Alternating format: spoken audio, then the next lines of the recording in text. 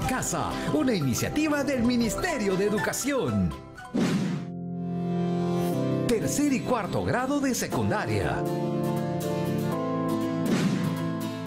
Investigar con Yamile. Preguntar con Yamile. Averiguar con Yamile. Descubrir con Yamile. Aprender. Aprendemos juntos con Yamile.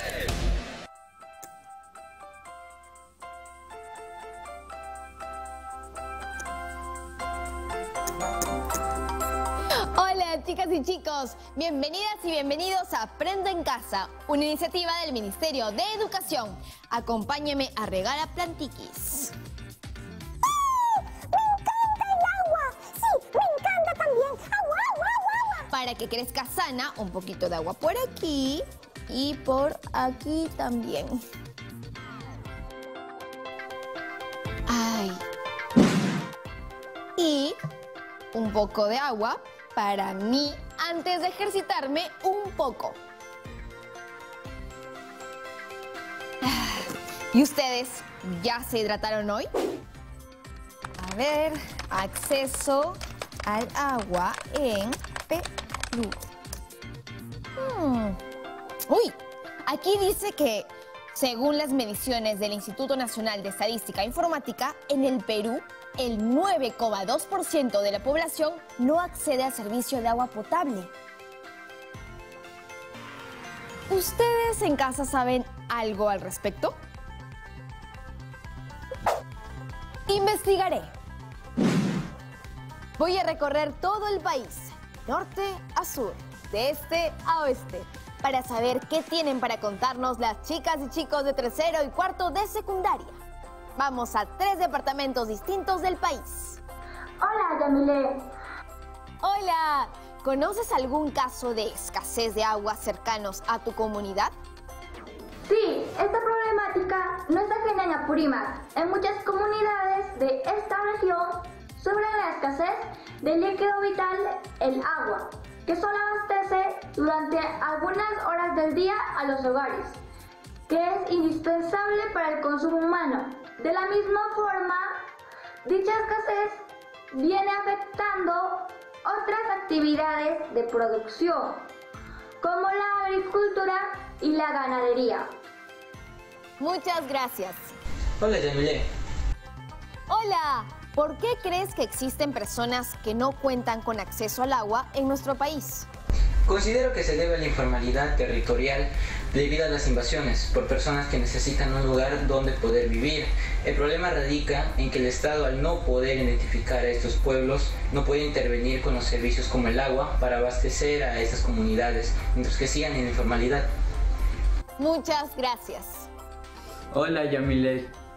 Bienvenido a Aprende en Casa. ¿Cuáles son las consecuencias de la escasez de agua en nuestro país?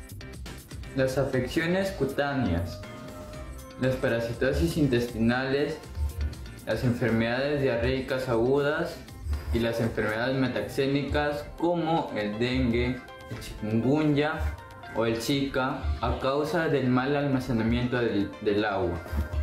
Las chicas y los chicos de secundaria tienen mucha razón. La escasez de agua influye en nuestro bienestar. ¿Se imaginan vivir una pandemia sin agua y sin poder lavarnos las manos? Pues esta es la realidad de muchas personas. La Sociedad Peruana de Derecho Ambiental resaltó hace poco que, en el contexto de la emergencia por coronavirus, 3,4 millones de peruanas y peruanos no tienen acceso a agua potable. Me pregunto si Gugliana sabe algo al respecto. Gugliana, tengo una pregunta. Por un lado, se dice que somos un país privilegiado en cuanto a derechos hídricos. De hecho, por ahí leí que somos el 8º país en el mundo con mayor disponibilidad hídrica. Pero por otro, padecemos de escasez de agua y el acceso a ella es desigual en los diferentes lugares de nuestro territorio. Buscando, escasez de agua. Resultado, los problemas no son de dotación, sino de distribución territorial y de gestión. Uy, interesantes palabras. Gestión y distribución. Seguiré indagando. Gracias, Juliana. Hasta ahora sabemos algunas cosas. La escasez de agua es un problema en nuestro país y esto a su vez genera más problemas porque una vida sin agua potable es claramente muy difícil. Quisiera comprender mejor las causas y consecuencias de este asunto. Y para eso llamaré a la profesora.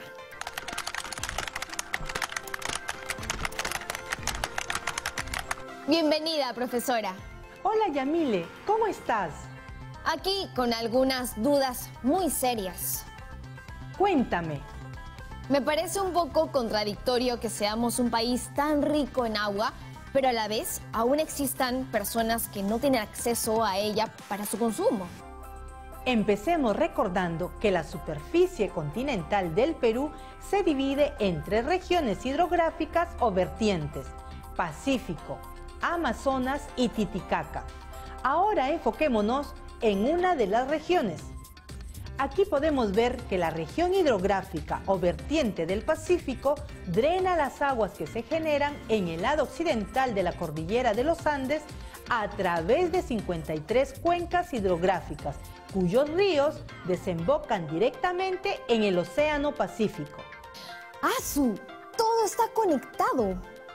Sí, pero paradójicamente, en esta vertiente, la más seca de las 3, vive el 62,4% de la población y se consume el 87% del total de agua utilizada en el país. ¿Y para qué se usa esa agua? De los 16.500 millones de metros cúbicos de agua que se consumen en esta vertiente, el 86%, o sea, la mayoría, es para fines de uso agrícola. El 6,7% es para uso industrial y el 6,2% es para uso poblacional. ¿Y qué ocurre en otras zonas? Por ejemplo, en la Amazonía.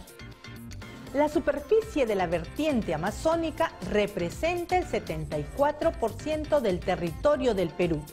Y debido a las abundantes lluvias en la selva alta y baja, esta vertiente dispone del 97,7% del volumen de agua del país.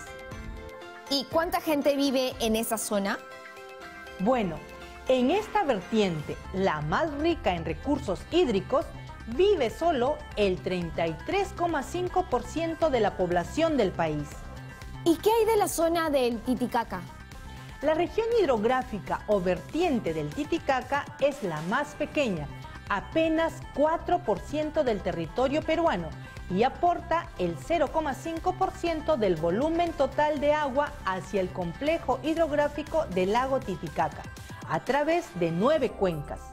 En comparación con las otras regiones, también es la zona con menor cantidad de población, que representa el 4,1% de la población del país. Por lo que va narrando hasta ahora, pareciera que la situación es bastante retadora. Sí, porque la distribución poblacional en nuestro país no es directamente proporcional con la cantidad de recursos hídricos de cada vertiente hidrográfica. Te lo resumo en una imagen. Los datos dejan ver que la problemática de acceso a este recurso se concentra principalmente en la región hidrográfica del Pacífico y en la región hidrográfica del Titicaca. ¿Y cómo podemos llamar a este fenómeno en el cual ciertas regiones carecen de suficiente agua para abastecerse? Se le llama déficit hídrico y creo que lo podrás entender mejor con este video.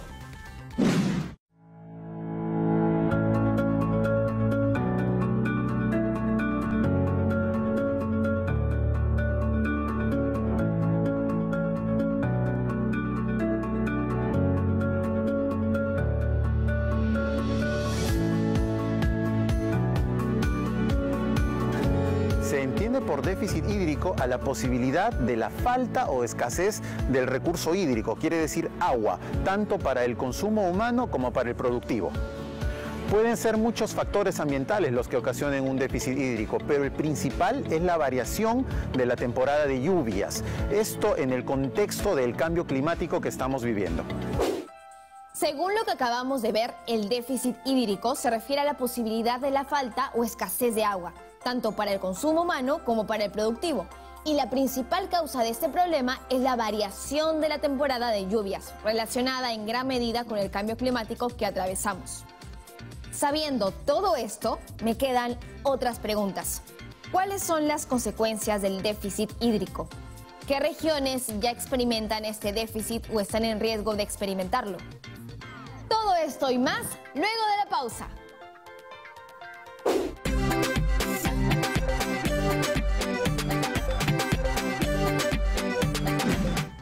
Seguimos en el programa y estamos contentas y contentos porque la vacunación contra la COVID-19 sigue a paso firme.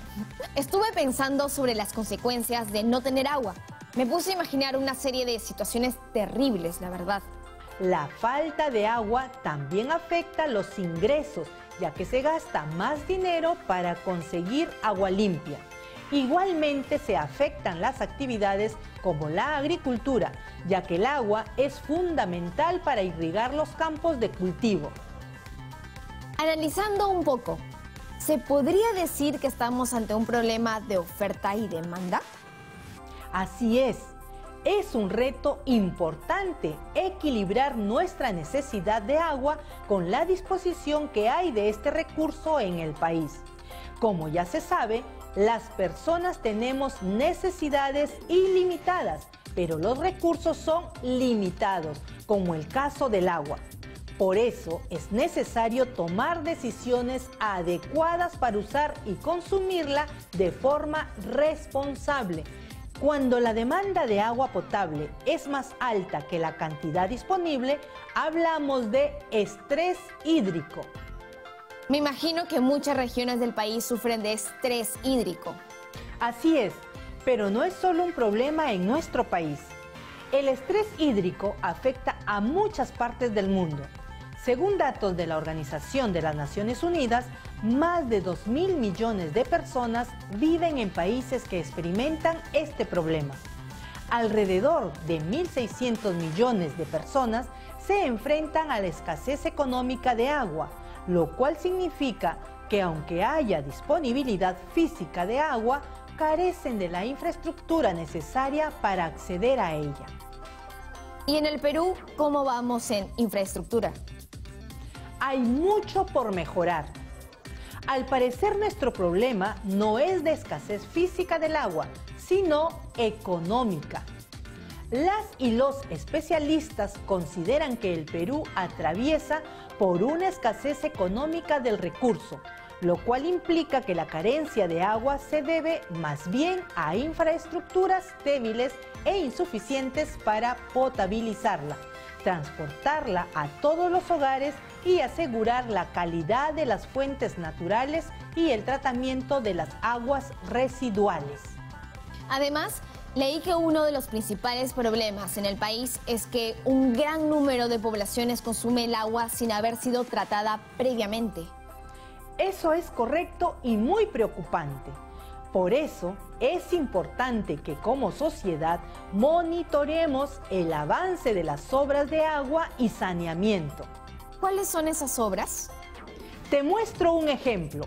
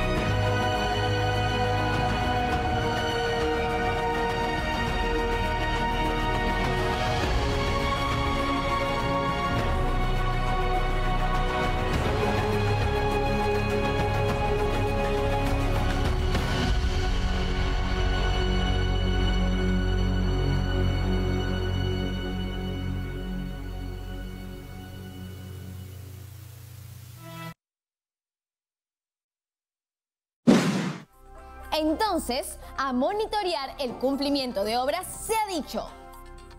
A eso le llamo ciudadanía activa.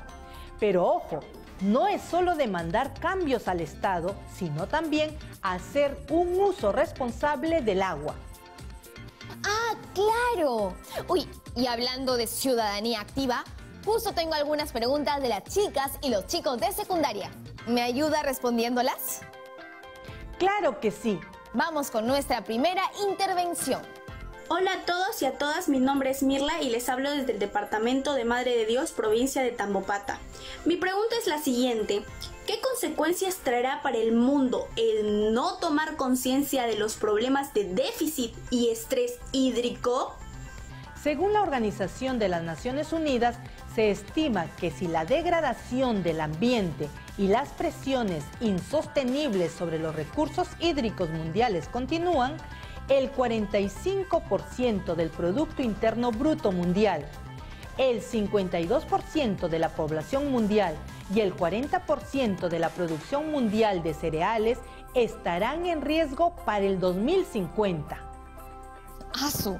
Entonces sí que tenemos que ponernos las pilas. Sí, y lamentablemente las poblaciones pobres y vulnerables son las que más sufrirán, pues tendrán menos recursos para hacer frente a la escasez. No permitiremos que ocurra, pero ¿cómo hacemos? Escuchemos la siguiente pregunta. Hola, mi nombre es Loami y les hablo de la región de Lambayeque. Mi pregunta es la siguiente: ¿qué medidas podemos seguir las peruanas y los peruanos para hacer frente al déficit hídrico? Justo la pregunta que quería escuchar. Las medidas que recomienda la Autoridad Nacional del Agua para enfrentar el déficit hídrico son el uso racional y con mucho cuidado del agua potable. Además, está la utilización responsable de fuentes alternativas de agua potable, como los pozos subterráneos, y finalmente la consolidación y limpieza de canales y estructuras que llevan el agua de un punto a otro para así evitar pérdidas.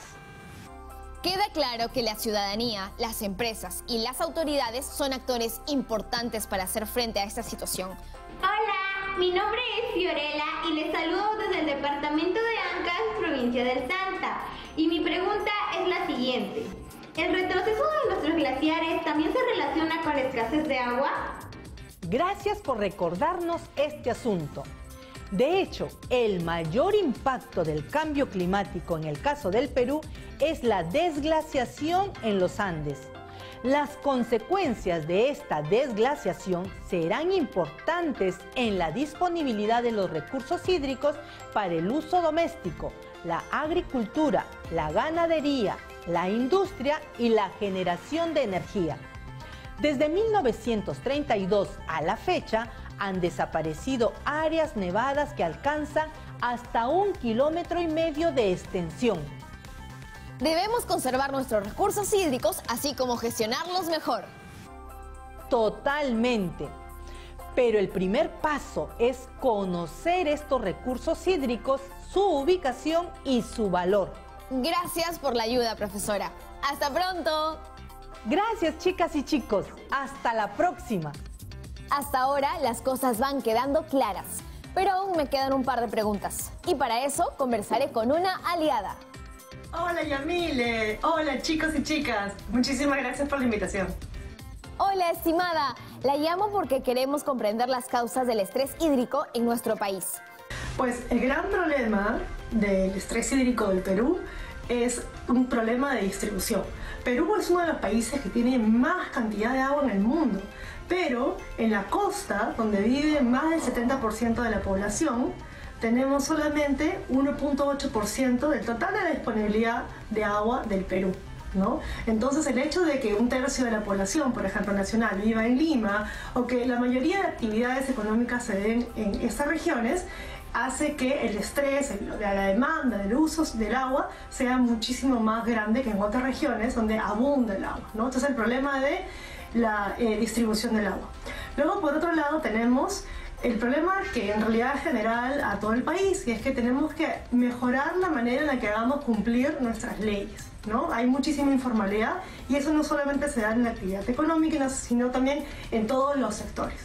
Y por último, podría mencionar como una gran causa el problema, los efectos que ya estamos viendo del cambio climático, que hace que las sequías sean mucho más intensas y sean más frecuentes. ¿Cómo lograr un mayor balance entre algunas actividades económicas que sabemos que generan estrés hídrico, como la agricultura o la minería, y la sostenibilidad del recurso? ¿Es posible lograrlo? Pues yo creo que sí es posible. No hay una solución única para todos los casos. Esa es una de las cosas que más he aprendido en estos últimos años, que a veces uno quiere decir, esta es la solución y eso puede causar más problemas. Así que lo más importante es ver cuál es el problema que está pasando entre la contaminación del agua, el uso del agua y el sector que estamos hablando. Por ejemplo, has mencionado agricultura o minería, ¿no? Son sectores que son muy contaminantes y una contaminación que puede ser muy problemática para la salud porque pueden contaminar con metales pesados, ¿no?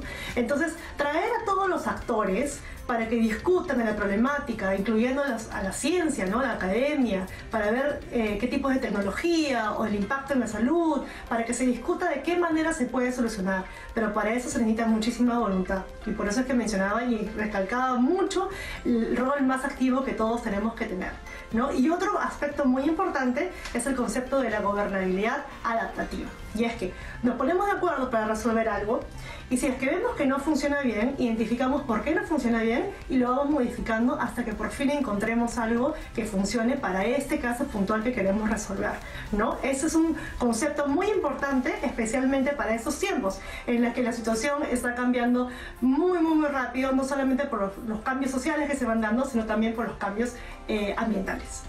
Muchas gracias, estimada. Ahora entendemos mejor el panorama del agua en el Perú. El agua es vital y poder acceder a ella es un derecho básico. Sin embargo, aún muchas personas no tienen agua potable y además, debido al cambio climático, se vienen tiempos de escasez. Enfrentar el problema de la escasez de agua es una tarea que implica la gestión y el buen desempeño de actores civiles, empresas y gobiernos. Es decir, nos involucra a todas y todos. No lo olvidemos. Gracias por acompañarnos hoy. Nos reencontramos mañana. ¡Chao!